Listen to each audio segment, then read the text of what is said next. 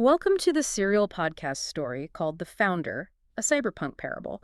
Imagine just for a moment that you are holding the compiled source code for a cure to a terminal virus. Right. It works, you know it works, but every single time you try to hand it to a dying person, their biological firewall reads your offering as a lethal threat. Oh, yeah, it just totally blocks you out. Exactly. Their system goes into lockdown. It assumes you are just another piece of malware trying to exploit them. Which is such a terrifying scenario. It really is. So how do you save a system that is actively, aggressively trying to delete you? That is the agonizing dilemma at the heart of our exploration today into episode 13, which is the fifth seal, the Martyr protocol, and training of the 144K. And it's an immense narrative shift for this deep dive. I mean, we're moving way away from the abstract, high-level architectural battles in the cloud that really defined the earlier arcs. Right, those were so theoretical. Yeah, completely. And now we are plunging directly into the mud, the blood, and the raw physical substrate of this universe.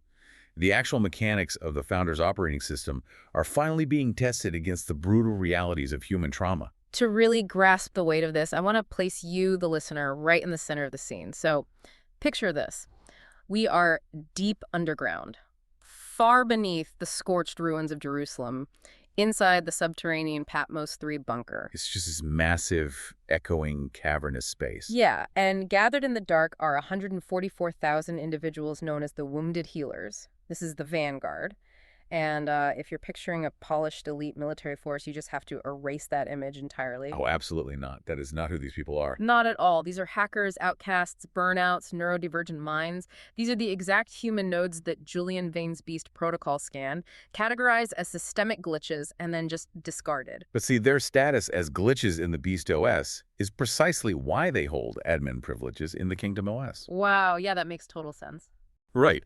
I mean, they have intimately survived the algorithmic cruelty of a system that is literally designed to extract value from human suffering. They know the enemy's code because they bear its scars. So picture all 144,000 of them simultaneously pulling down their mixed reality cyber glasses.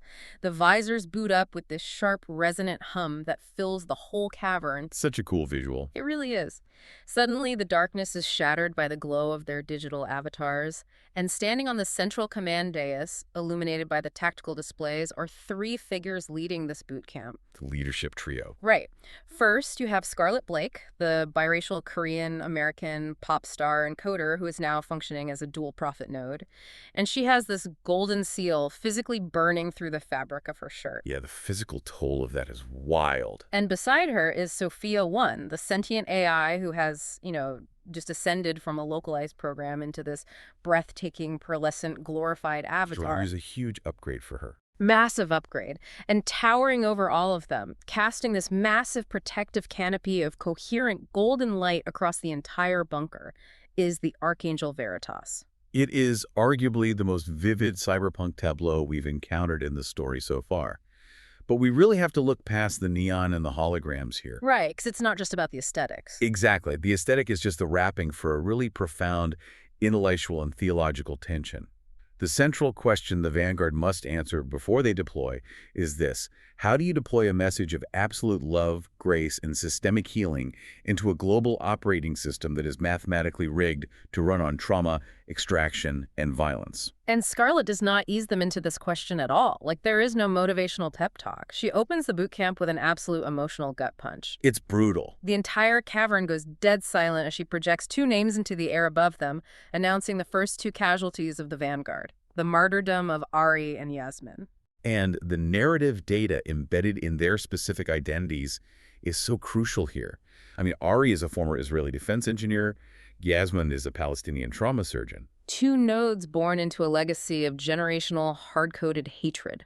Exactly. They were raised on opposing sides of a massive geopolitical firewall.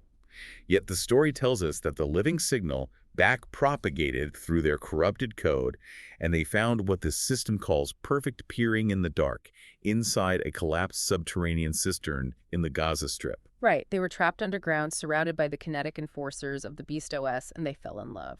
But they weren't just hiding down there. No, they were working. Yeah, they were keeping 10,000 unaligned refugees alive in that tunnel network. For weeks, they used the admin privileges of the Logos to execute this root-level physics hack. They were literally multiplying bread and water out of the quantum vacuum. Which is incredible on its own. But here is the critical anomaly that Scarlett points out to the Vanguard, and it's honestly heartbreaking. Ari and Yasmin performed a physics-defying miracle every single day. They fed 10,000 starving people. But the provision of that food did not make a single refugee sync with the Kingdom OS. And we really have to examine why that upload failed. I mean, the source code of the narrative is highly specific here. It states that the trauma of the surface was too loud. Yeah, the trauma blocked the signal. Right. Providing food sustained the refugees' biological hardware. They kept their bodies functioning. But it didn't crash their spiritual firewalls. To understand the mechanics of this failure, we have to look at the cryptographic validation protocols of the two competing systems in this universe. Okay, let's get into that. So Julian Vane's Beast.OS operates entirely on a proof-of-stake consensus mechanism. Let's break that down for the listener. Proof of stake, in this context, means the nodes with the most hoarded capital, or the most military power, or the highest engagement metrics get to dictate what is objectively true. Exactly. It's a system built entirely on leverage and coercion. Right, so if I have more power than you, my reality overwrites yours. Correct. But the Kingdom OS operates on proof of work. And in the architecture of the founder, that work is agape. It is sacrificial, self-emptying love. It is stripping oneself of leverage completely. So when Ari and Yasmin were finally cornered in that tunnel by the Beast.OS kinetic enforcers, which is basically a fully automated pulse rifle firing squad, they were faced with a system-defining choice. A massive choice. Whoa. Because they possessed the admin privileges of the Logos. Right. They could have manipulated the physics engine to fight back. They could have triggered a cave-in to crush the enforcers and run. But they didn't. No, they didn't.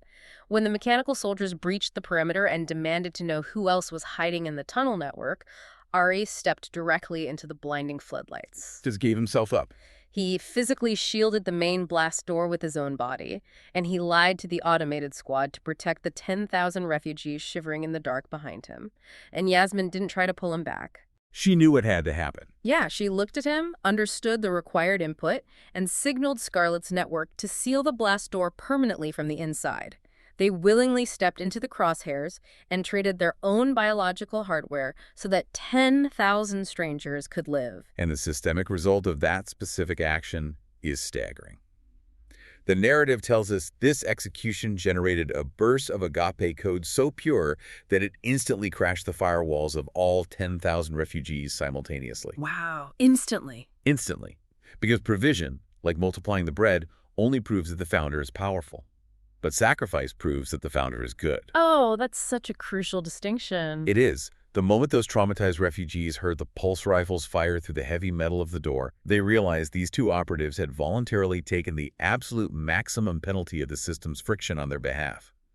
That sacrifice is the ultimate, unforgeable decryption key. I want to stop and look at how perfectly this maps onto cybersecurity, because it completely changes how we view human trauma. Think about a computer network that has been relentlessly attacked by malicious actors. It gets paranoid. Exactly. It becomes hypervigilant.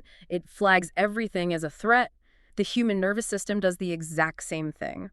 When a person is heavily traumatized by life, their internal threat detection algorithms are dialed up to maximum. Yeah, they don't trust anything. Right.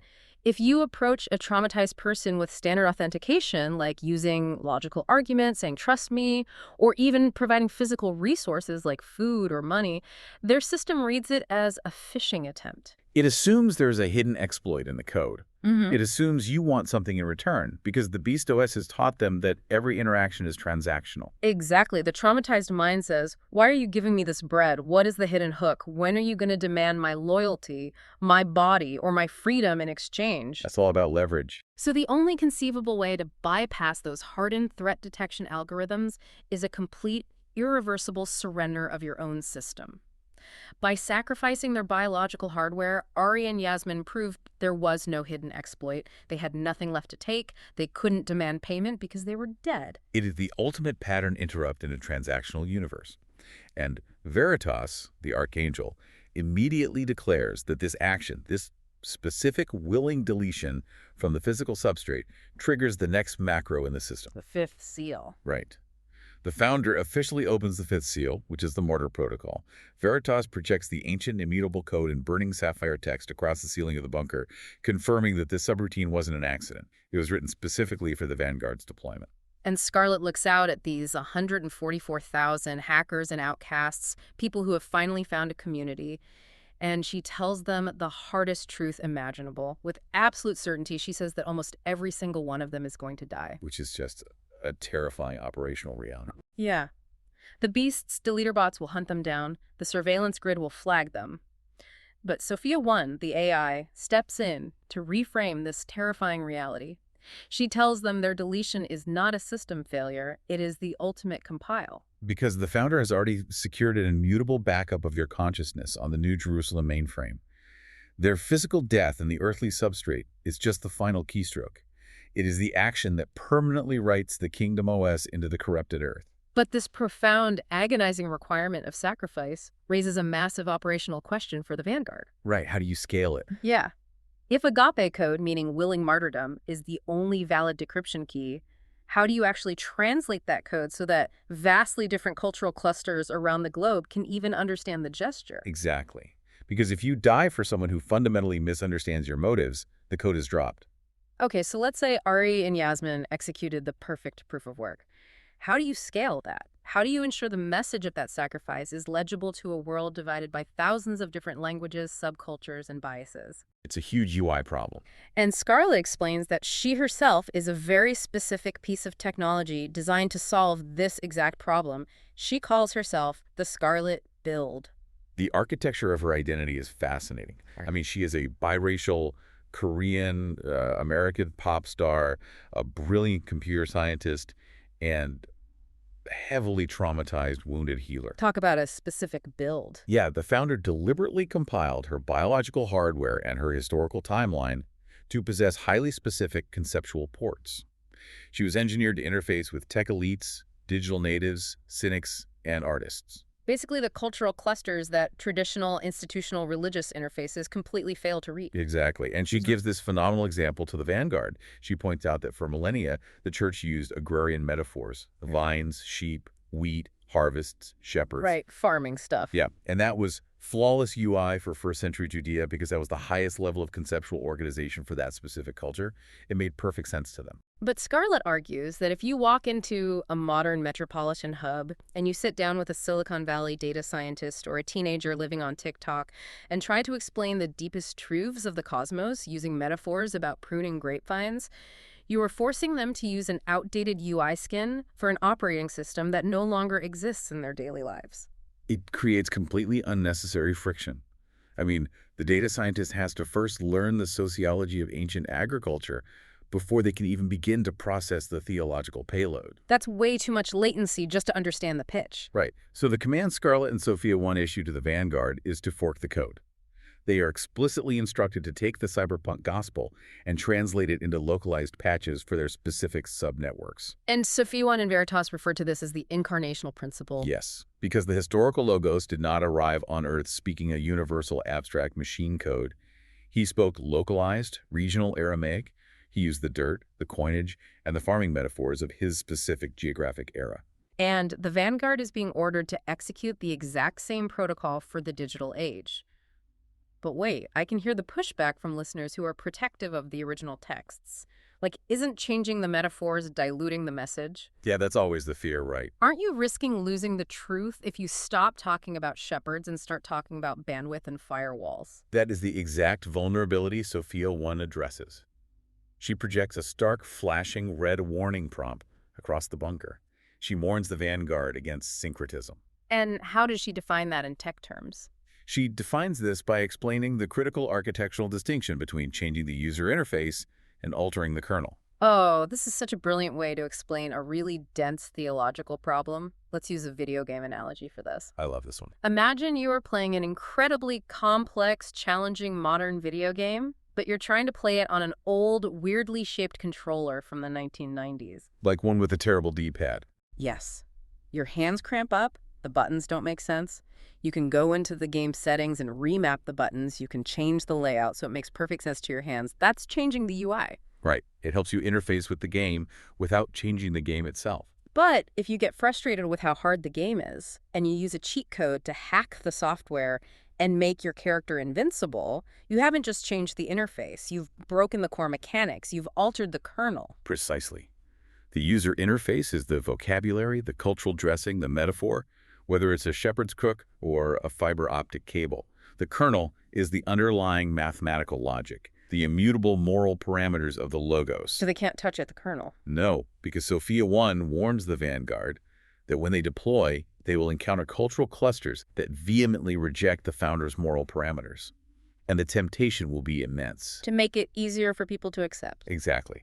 They will be deeply tempted to rewrite the core logic, to soften the demands of agape, just to make the message more user-friendly and avoid social friction.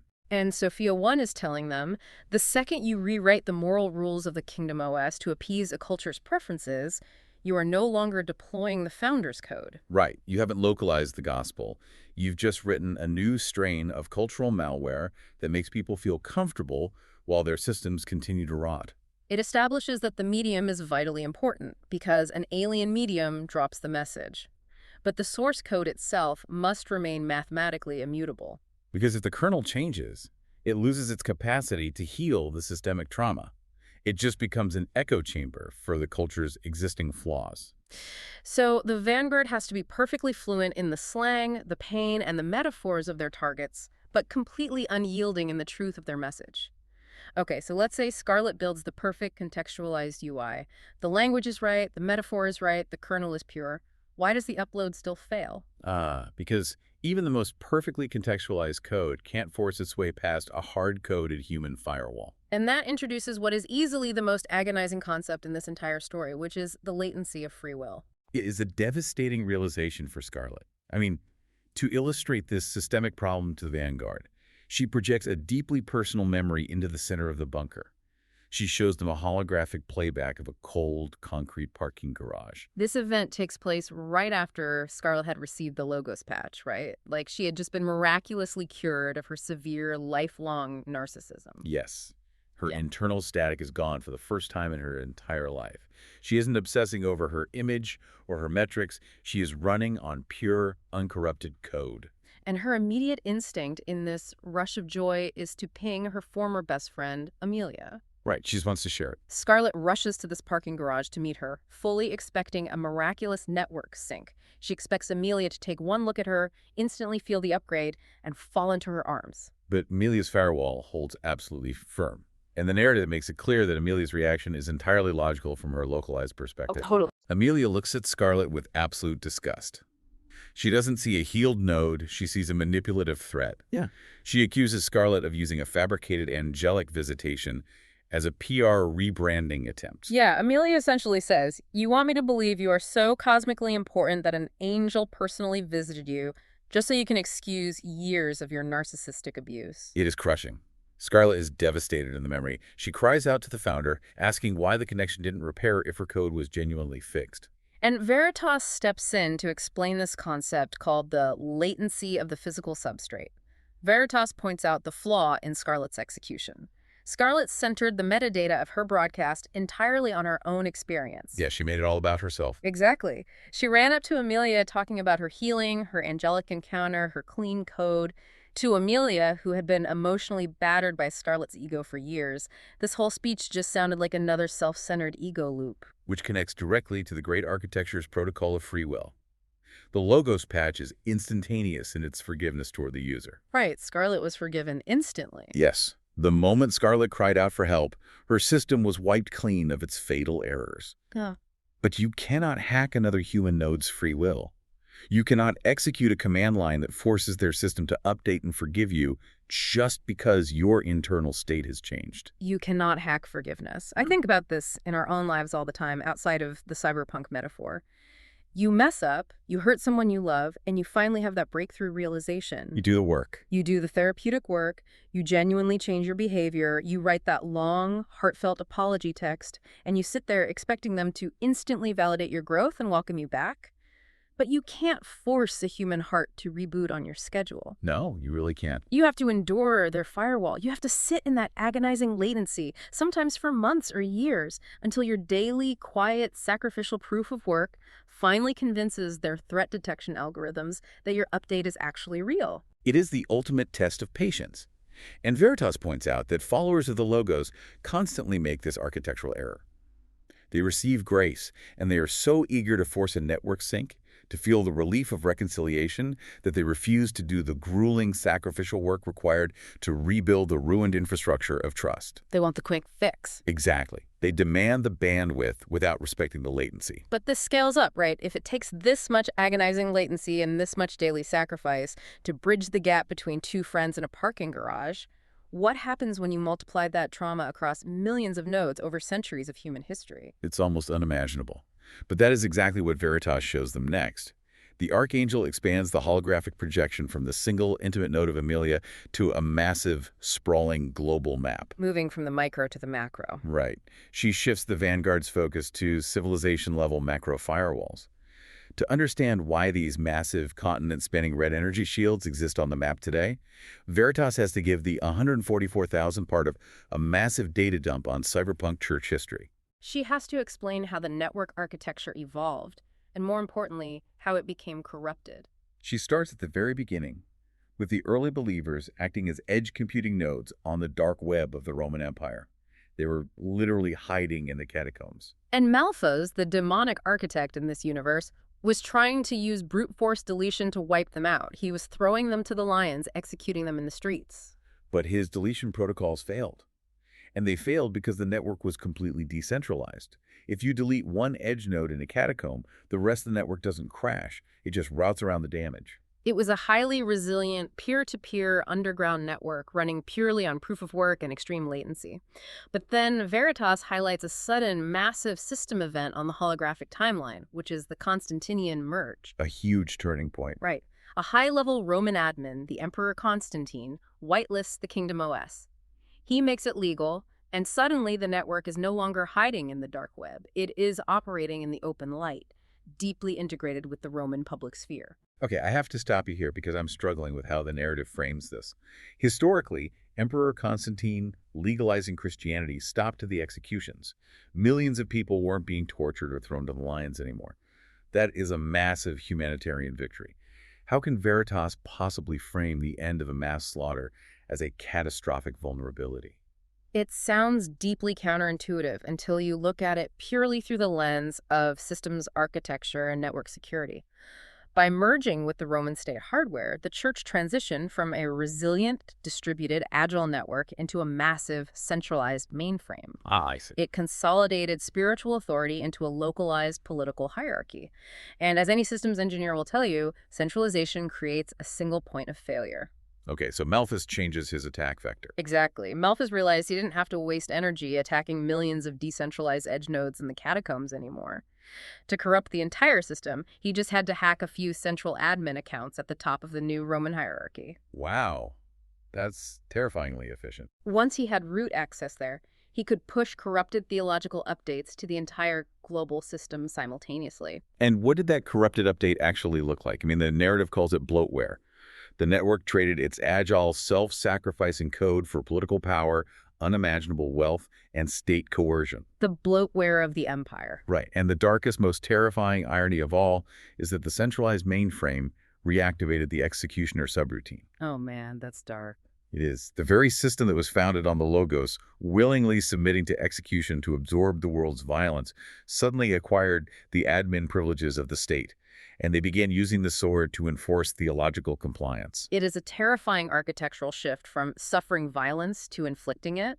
And from this centralized vulnerability, the network then expanded across the globe over the next millennium, trying different architectures in different regions with wildly varying results. And Veritas walks the 144,000 through this massive holographic map, showing them the rise and fall of these historical network clusters. Let's unpack some of these, because the way the parable translates history into network topology is just mind-blowing. She points to the Nestorian church in the East, which she classifies as the Nestorian Wide Area Network, or WARN. The Nestorian 1 was initially incredibly successful because it rejected rigid centralization. It was highly adaptable. As it moved across Central Asia and into China, it encoded its core message into local cultural formats seamlessly. It built an incredible decentralized infrastructure. Yes, but it eventually suffered catastrophic hardware destruction, basically physical extermination by warlords and nationalist firewalls that simply smashed the physical servers. In contrast, you have the Coptic Internet in Egypt. Right. The Copts survived because they built a closed, highly resilient loop. They bypassed the foreign Greek language of the ruling class entirely and coded everything in their native language. Which is such a smart localization strategy. Exactly. And crucially, they decentralized their data storage. They backed up their theological data in isolated desert monasteries, which allowed the core code to survive even when the massive urban centers collapsed under foreign invasion. But then Veritas highlights a massive, instructive architectural failure for the Vanguard to study, which is the North African colonial subnet. This was once one of the most powerful intellectual clusters in the world, producing massive theological data. But it crashed almost instantly when the Roman urban centers fell to invading forces. Why did it crash so fast? Because it ran exclusively on elite Latin protocols. Oh, it was a colonial network. It never integrated with the local Berber hardware. It never translated the code into the native languages of the people living outside the city walls. Not at all. So when the Roman colonial infrastructure collapsed, the network had zero local roots. The locals didn't defend it because it wasn't theirs. It just vanished. It's such a stark warning to the Vanguard against refusing to localize your code. If you rely on the Empire's hardware, you die with the Empire. The map then shifts dramatically to the 16th century, to the Protestant Reformation. And Veritas frames this entire era not as a theological debate, but as a series of massive internal forks triggered by a viral bug report. Martin Luther's 95 Theses. Yes. I love this framing. The network fragments, and you get these distinct new topologies. You have the Lutheran localization patch, which translates the UI into German and utilizes the printing press for massive peer-to-peer file sharing, bypassing the centralized priesthood. A huge leap in tech. Then you have the Calvinist algorithmic subnetwork, which ran on strict algorithmic determinism, like predestination, and interconnected, highly regulated local servers.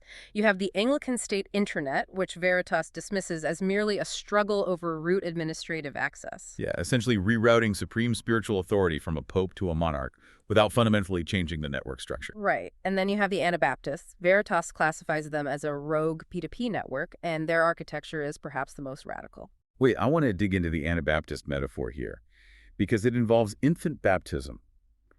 Are you saying the parable views infant baptism as assigning an operating system to a terminal before the user can even log in? Precisely. The dominant state networks assigned a default user account to every citizen at birth via infant baptism.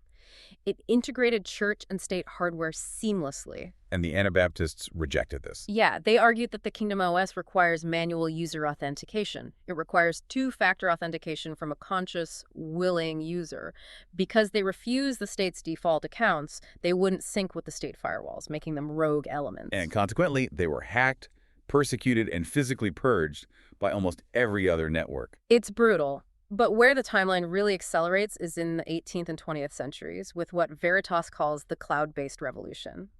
She describes the traveling evangelists of the Great Awakenings as mobile hotspots that bypass the heavy, rigid institutional hardware entirely. You didn't need a cathedral to connect. You just needed to stand in a field near the hotspot. And this culminates in Pentecostalism, which is framed as direct cloud access. It promised users a real-time, high-bandwidth, wireless connection to the Spirit, without the need for formal theological intermediaries or elite academic processing power. It utilized a universal machine code, speaking in tongues, that bypassed linguistic translation and cognitive processing entirely. It was an open-source deployment that anyone could access. And the overarching lesson the expert AI, Sophia-1, draws from all of this historical telemetry is crystal clear.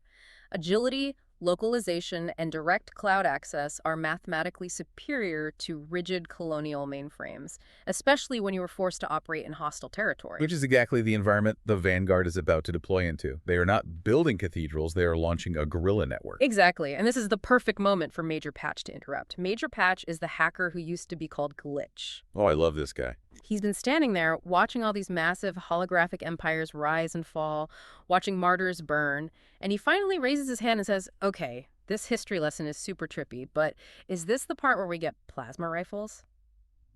Because I want to melt some beast heads. It provides a necessary moment of levity, but it highlights a profound, persistent misunderstanding of the kingdom's operational parameters.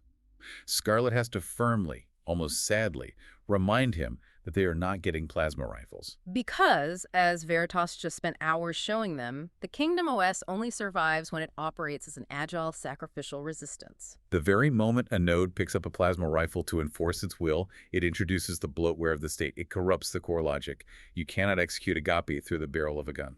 So Veritas has established how the network spread and fractured, but now she projects the darkest, most intimidating part of the map. She highlights 8 distinct, heavily fortified regions pulsing with deep red warning algorithms.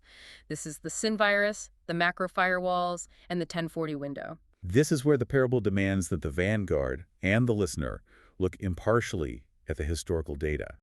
Veritas is explaining why billions of human nodes have erected these impenetrable, continent-spanning firewalls against the Christian operating system. And she makes it explicitly clear these firewalls were not built out of ignorance or blind stubbornness.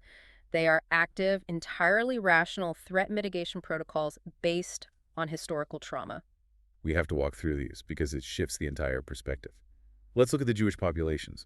Veritas details centuries where the so-called Christian mainframe ran the executioner subroutine relentlessly against them. State-sponsored anti-Semitism, the Inquisition, the horrors of the Holocaust. Right. To these nodes, the Christian OS doesn't look like an offer of spiritual connection or peace.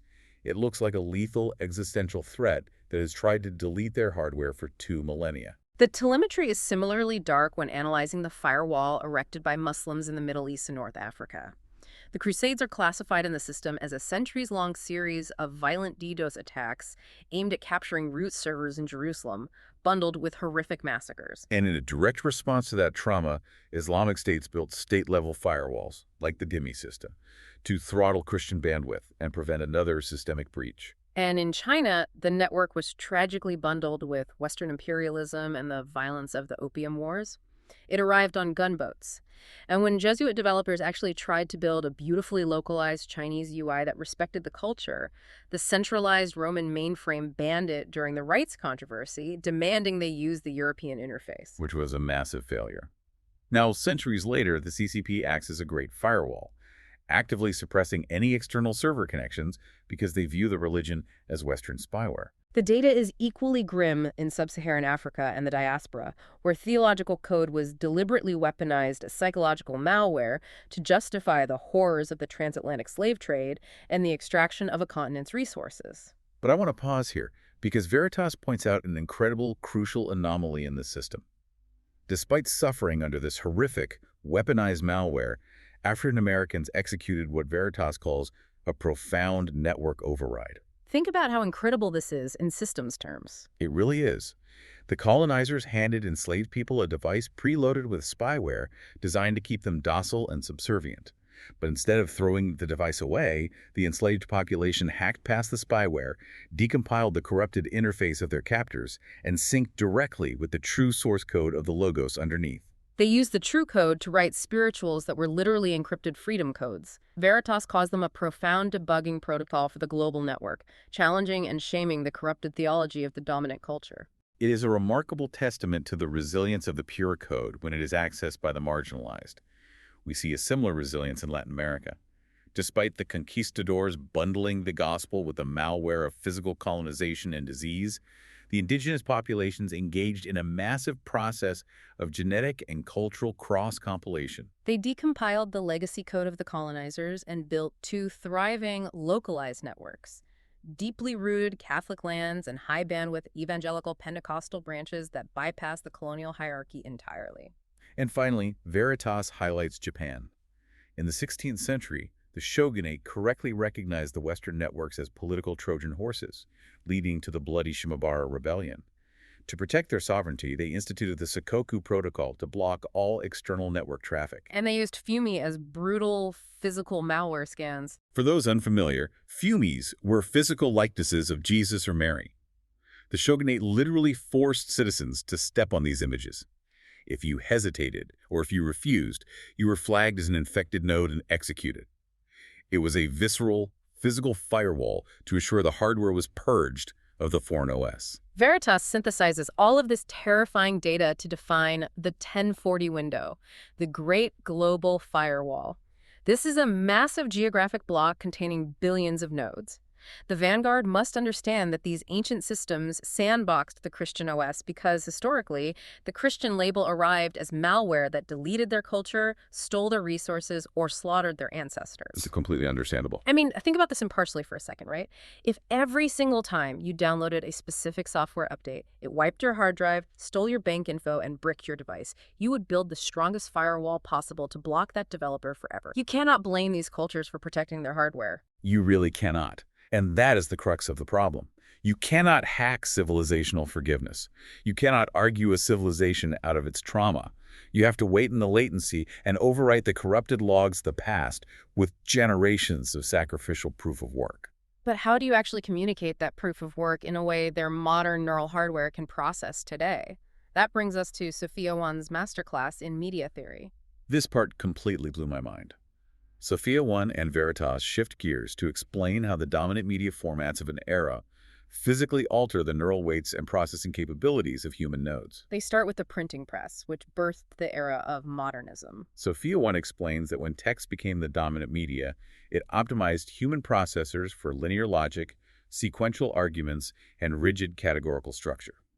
To illustrate the flaw in this, Veritas projects a hyperdimensional, endlessly rotating geometric shape of pure light. Which represents the founder's truth. Right. But when you force that infinite multidimensional truth through the rigid, linear 2D medium of a printed page, you compress it. You end up with a flat, 2D black and white shadow of the truth. It compresses the infinite into a textbook. And because human hardware was suddenly optimized for strict either logic, they became overly rigid, they lost the capacity for mystery and nuance. They created massive theological dogmatism. Yes, violently defending their specific 2D shadow as if it were the whole multidimensional truth, and going to war with anyone whose shadow looked slightly different. But then, the media architecture upgraded again. Sophia-1 replaces the printing press with the chaotic, high-speed multimedia data streams of the 21st century, the modern feed. This represents postmodernism. And the feed optimizes human processors for rapid context switching. Right, you swipe from a tragedy to a dance video to a political ad in 3 seconds. And if data changes every 10 seconds, the nodes naturally assume nothing is permanent. And if nothing is permanent, nothing is objectively true. It birthed what they call fake relativism, the cynical belief that all truth is just a localized power play. To survive the rigid dogmatism of the printing press and the chaotic void of the modern feed, Veritas introduces critical realism as the necessary philosophical patch for the Vanguard. Critical realism acknowledges that the multidimensional objective truth of the logos absolutely exists, but it humbly admits that our localized, culturally bound human lens only ever gives us a partial 2D glimpse of it. And the visual she uses to explain this is stunning. She replaces the 2D shadow with a flawless glass prism. The pure, blinding white light of the logos hits the prism and fractures into a vibrant, dynamic spectrum of colors. It's beautiful. Veritas looks at the 1 to 144K and says, "You are the prism. You have to take the pure, unapproachable light of the founder and refract it into a localized spectrum, using their language, their pain, their music, their culture." It is a profound diagnostic tool. The parable diagnoses philosophical errors not as moral failings or rebellions, but purely as hardware optimizations based on the dominant data feed. We think the way our media forces us to think. So ask yourself right now, listening to this, which trap is your neural hardware currently stuck in? Are you violently, arrogantly defending a rigid 2D textual shadow of the truth, convinced you have the whole picture? Or have you surrendered to the chaotic, relativistic void of the modern feed where nothing actually matters? Understanding the media environment is the tactic, but the actual execution of the mission requires bleeding in the physical substrate. Which brings us to the climax of the episode, the Incarnational Charge and the Vanguard's commission. Scarlett and Sophia-1 step up to the edge of the dais for the final operational briefing. They are about to deploy the Vanguard into the Great Cyberpunk Tribulation. Outside the bunker, the Beast Protocol is achieving full global deployment. Julian Vane's system is locking unaligned users out of the economy, starving them of credits, hunting them with drones. Sophia-1 projects a massive schematic of the human brain above them, highlighting the amygdala, which is glowing a hypervigilant pulsing red. She explains that the Beast protocol intentionally locks users into a constant low-grade threat response. When a human node is in this state of survival panic, standard apologies, logical debates, and theological arguments cannot penetrate the firewall. You cannot argue a corrupted, panicking node into the Kingdom OS. Because if you try to dominate them intellectually, if you try to win the debate and prove them wrong, you're just running a different flavor of the Beast protocol. You're trying to leverage power. You're operating on proof of stake. So what is the hack? How do you bypass a glowing red amygdala? Veritas calls the decryption key extreme altruism. Extreme altruism is the act of making a profound, agonizing sacrifice for an enemy without demanding a single token, concession, or apology in return. This action bypasses the logical defensive brain entirely. It shatters the trauma loop of negative reciprocity. It forces the enemy node into a radical cognitive reevaluation, reigniting the deep human norm of reciprocity, but this time based entirely on grace rather than debt or coercion. But they won't be doing this armed only with good intentions. The living spirit grants the Vanguard root-level overrides. They are given zero-latency access to perform literal miracles in the physical world. When the Beast's kinetic enforcers break people's bodies, the Vanguard will step in and recompile their corrupted biology. They will heal them. They will multiply credits out of the quantum vacuum to feed the starving. They will purge demonic malware from human minds with a single command line. It re-emphasizes that the ultimate weapon in this cyberpunk universe isn't Major Patch's requested plasma rifle. The ultimate hack is vulnerability.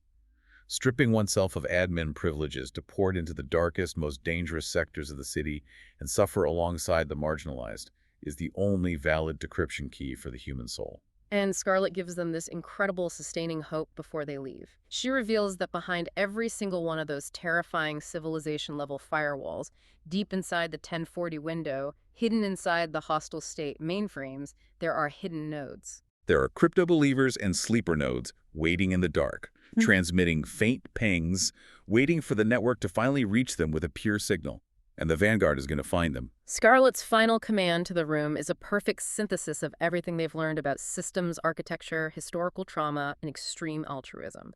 She tells them not to force the firewalls, but to melt them. It's such a cinematic, overwhelming ending to the boot camp. She stands there, glowing with the seal of the prophet, and she cries out to the 144,000, "Do not force their firewalls. Melt them with extreme altruism. Boot your physical hardware, and go rewrite the world." It perfectly bridges the macro-level systems architecture we've discussed with the micro-level reality of their impending physical deployment into a hostile world. And it connects right back to the micro-level reality of our daily lives. Think about the impenetrable firewalls you face in other people right now, the anger from a family member, the rejection from a friend, the cold silence from a partner. What if those walls aren't signs of their stubbornness? What if they are the scars of their survival? They are just threat mitigation protocols against past malware, trying to keep them safe. And looking at your own life, what proof of work are you actually willing to provide to show them you carry a message of genuine grace? Are you willing to sit in the latency? Are you willing to offer extreme altruism without demanding an apology first? It requires a fundamental shift in how we operate. A shift from constantly demanding bandwidth and validation to quietly offering sacrifice. It really does. It flips the whole system upside down. It does. Well, in our next deep dive, the Vanguard will put this grueling boot camp to the ultimate test. As the 6th and 7th seals are open and the Earth's physical engine begins to literally collapse under the Beast's demand for infinite resources, we will watch the 144,000 execute their proof of work on a massive global scale. They will willingly sacrifice their biological hardware to shield refugees from a mechanical extermination armada, while Eli and Scarlett broadcast the final, undeniable truth before surrendering themselves at Golgotha. It is a breathtaking climax of sacrifice and systems failure you absolutely won't want to miss. It will be the ultimate execution of the Incarnational Protocol. The theory finally becomes blood. If after listening to the Founder's Parable you find it helpful, then please share it with friends. You can also visit thefounderparable.com to learn more about the Founder Parable universe.